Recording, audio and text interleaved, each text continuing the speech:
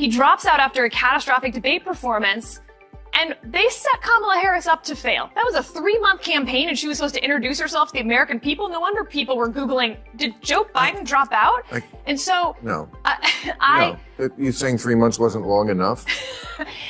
I mean, it was too long. I mean, it was long enough. It was long enough. If they had a primary... It's not that they didn't have time to introduce. They met someone and didn't like them. If they had a primary, they wouldn't have picked her.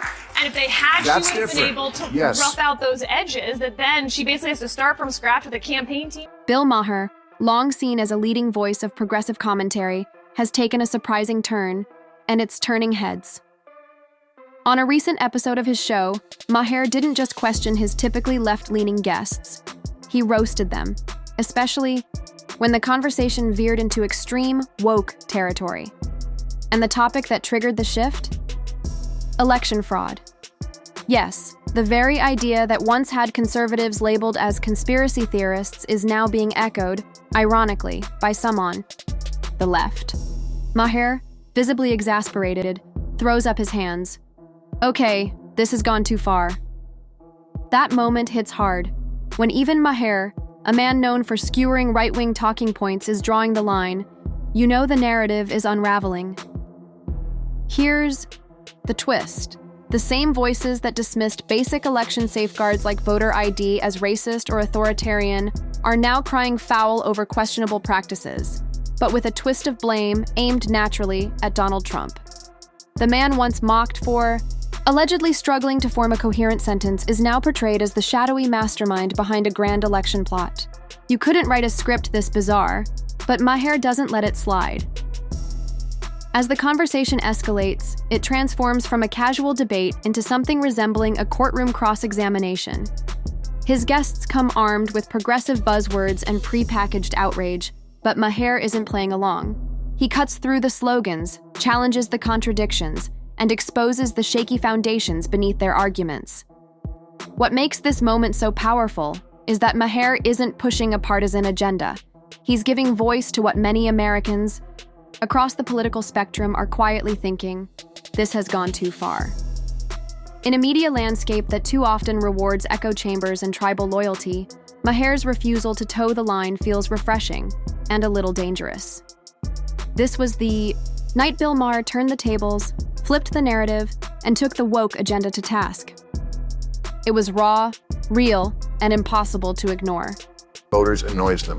The constant texting. Did you get the texts like from Tim Walz every 5 minutes and the like always begging for money and knocking on doors? And we've got people knocking on doors. We don't want knocking on your door. Who in this day and age wants someone knocking on? Kids don't even like it when if you a phone call. That's like too much of a invasion of their privacy, which they don't care about. Who might emerge as the strongest Democratic opposition leader in the next Trump era? Oh, well, that's a good question. I mean, like Adam Schiff, he won right big. He won, but I like Wes Moore. Wes Moore's fantastic. He's in Maryland. Yeah. But who's going to be the one? Gavin Newsom we have here in this state. He's already like called the legislature to. Trump hasn't done anything yet, but I understand the. This was the problem. There was a 2014 study that showed that Fortune 500 companies were more likely to pick a female CEO if the company was struggling, basically setting women up for the big job, but to also fail. If they did well, fine. But if they failed, like, look, we have a female CEO while failing. And that's what I feel like they did to Kamala Harris. When Biden refused to step aside and not run again, he was supposed to be that bridge. He backed off on that promise due to arrogance. Let's break this down, because the logic behind it is all over the place. There's a strange narrative making the rounds, that the Democratic Party had to select Claude Harris as their nominee, as if it was somehow out of their hands. But let's be honest, nobody was forced into this. No one held a gun to their heads. If party leaders are supposed to be shrewd political strategists, why would they back a candidate they believed was doomed? From the start, if Kamala Harris was considered a liability from day one, why not choose someone with broader appeal? Someone who could energize the base or at least avoid sinking the campaign. Instead, we're being asked to believe they knowingly poured resources into a candidate they expected to lose. That's not just bad strategy, it borders on sabotage. It doesn't pass the smell test. Now let's shift to a related issue: the belief that Fortune 500 companies are more likely to appoint women as CEOs when those companies are already in decline. The data may show a trend, but the explanation might be far less conspiratorial than some suggest. Certain commentators spin this into a cynical theory that it's all a setup, a symbolic move to assign blame after a company is already failing. But this view misses the point. After years of underperformance, often under male leadership, a board might finally decide to take a new approach. Appointing a woman isn't necessarily part of some calculated downfall. It might be a genuine, if late, attempt at course correction. Still, when your worldview is filtered entirely through identity politics, everything starts to look like oppression, even when you have to invent the oppression yourself. That lens doesn't reflect reality. It doesn't encourage thoughtful discourse.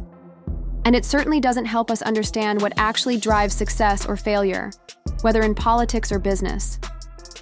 In both cases, we're seeing narratives that ignore strategy, accountability, and pragmatism in favor of dramatic, identity-driven storytelling. And the result? Confusion, division, and a political conversation that drifts further and further from common sense. Perfect candidate. I tend to agree with Sarah that probably in a fully litigated primary, she probably would not have been the Democratic nominee, but we'll never know that.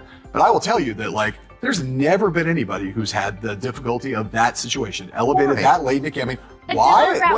To run away from Bill, I don't know if you know this, but the Vice President of the United States is basically shoved in a broom closet for 3.5 years. I know. You couldn't. She was more popular in there. Yes, well. I mean, it's this idea that in a mass media age, that 107 days is not long enough to know somebody. You are way overestimating the American people in terms of what their ability.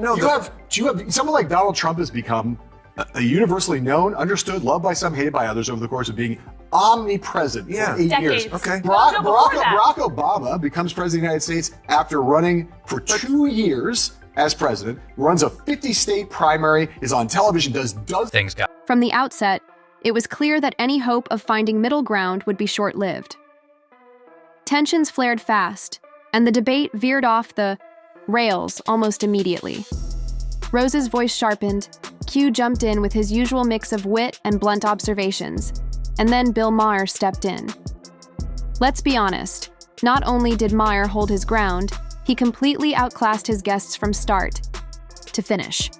With sharp control and unshakable composure, he cut through the noise, dismantling their arguments while they scrambled to keep up. This is one of those must-watch moments, especially if you appreciate high-stakes debate, razor-sharp analysis, and watching someone get thoroughly outmaneuvered in real time. If this kind of breakdown is your thing, make sure to hit that subscribe button. There's plenty more bold commentary and deep dives coming your way. At the top,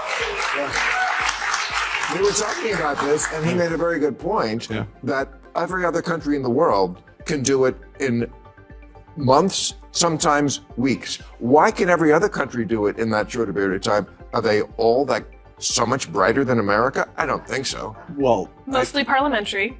I mean, there's literal reasons, right? We don't have a parliamentary system. I mean, we also have a First Amendment. We don't make people campaign this whole time. The American people want to give them $20, and so they can afford it. I mean, small dollar donors are arguably the worst thing that's happened to our politics, as it turned out. It's a small dollar donor didn't make $20 billion. No, a lot of it.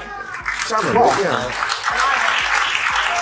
I mean, they represent like 2% of our country. There's a few special PACs in there that saw $100 million those plus. Those are bad too. I think you can believe that you could have shorter elections in America, but it's not like we don't know. In Britain, for instance, when you have a short election, it's not like you don't know who the leader of the party is for months and years before that. But you're either the person who's Googling the day before, did Biden drop out, or in a week. Did anyone in this audience not know enough about Kamala Harris pretty much after a week to make a decision? Yeah, people, and How it's are you ridiculous. gonna enforce We just get sicker of them. What? How are you going to tell people they can't talk about politics? What? how with free speech that I know you love, Yeah. how are you going to limit people's ability to run